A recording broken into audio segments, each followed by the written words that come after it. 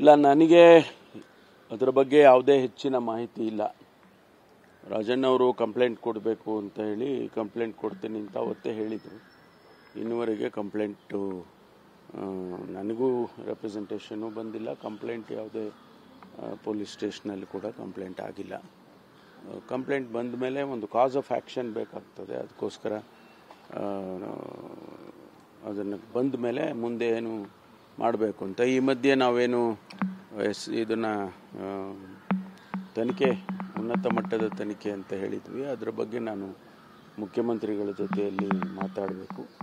ಮಾತಾಡಿದ ಮೇಲೆ ಯಾವ ರೀತಿ ಮಾಡಬೇಕು ಅನ್ನೋದ್ರ ಬಗ್ಗೆ ಪ್ರೆಲಿಮಿನರಿಯಾಗಿ ಒಂದು ನಾವು ವರ್ಕೌಟ್ ಮಾಡಿದ್ದೇವೆ.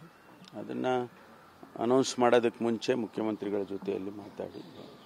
ದೂರು ಕೊಟ್ಟ ನಂತರ ಮಾತಾಡ್ತೀರಾ, ಕೊಟ್ಟ ಮೇಲೆ ಅಲ್ಲ, ಮಾತಾಡೋದಕ್ಕೇನು ದೂರಿಗೂ ನಿಮ್ಮ ಜೊತೆ ಕೆಲಸ ಮಾಡಿದ್ದು ಬಹಳ ಖುಷಿ ಆಯಿತು. ನೀವೇ ಬೆಸ್ಟ್ ಬಾಸ್. ಇಷ್ಟು ಮ್ಯಾನೇಜರ್ ಆಗಿದ್ದೆ, ಇನ್ನು ಮುಂದೆ ಬಾಸ್ ಆಗ್ತೀನಿ. ಹೇಗೆ? ಬಾಸ್ ವಾಲಾ ಬಿ ದ ಬಾಸ್. ಮಾತಾಡೋದಕ್ಕೂ ಏನು ಇದಿಲ್ಲ. ಮಾತಾಡಿಕೊಂಡು ಅವರು ದೂರ ಬಂದ ನಂತರ ಮಾಡ್ತಾರೆ. ಸಿಬಿಐ ಕೊಡಿ, ಸಿಟ್ಟಿಂಗ್ ಜಡ್ಜ್ ಕೊಡಿ ಅಂತ ಬಿಜೆಪಿಯವರು ಆರೋಪ ಮಾಡಿದ್ದಾರೆ. ಅಲ್ಲ, ಅವ್ರು ಕೇಳ್ತಾ ಇದ್ದಾರೆ. ಬಟ್ ನಾವು in our own way we will do it. ಸರ್ಕಾರ ಸೀರಿಯಸ್ ಆಗಿ ತೆಗೆದುಕೊಂಡಿದೆ ಸರ್. ಹೌದಲ್ವಾ? ಇಷ್ಟು ದೊಡ್ಡ ಘಟನೆ ನಡೆದಿದೆ, ಇಷ್ಟೊಂದು ದೊಡ್ಡ ಒಂದು ರೀತಿಯಲ್ಲಿ ವಿಧಾನಸಭೆಯಲ್ಲಿ ನಡೀದೇ ಇರೋದೆಲ್ಲ ನಡೆದು ಹೋಗಿದೆ.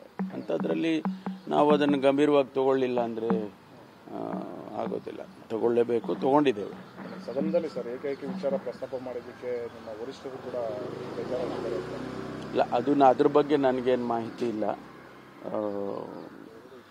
ಅದು ಅಧ್ಯಕ್ಷರು ಇದ್ದಾರೆ, ಅವರು ತಿಳಿಸಿರ್ತಾರೆ.